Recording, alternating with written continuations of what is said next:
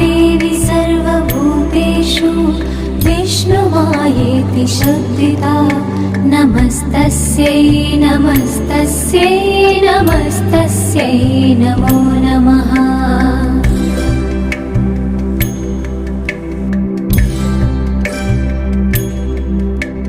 या देवी सर्वभूतेषु चेतनेत्यभिधीयते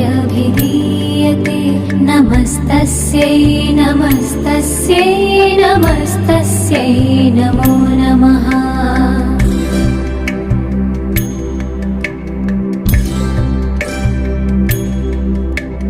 या देवी सर्वभूतेषु बुद्धिरूपेण संस्थिता नमस्तस्यै नमस्तस्यै नमस्तस्यै नमो नमः।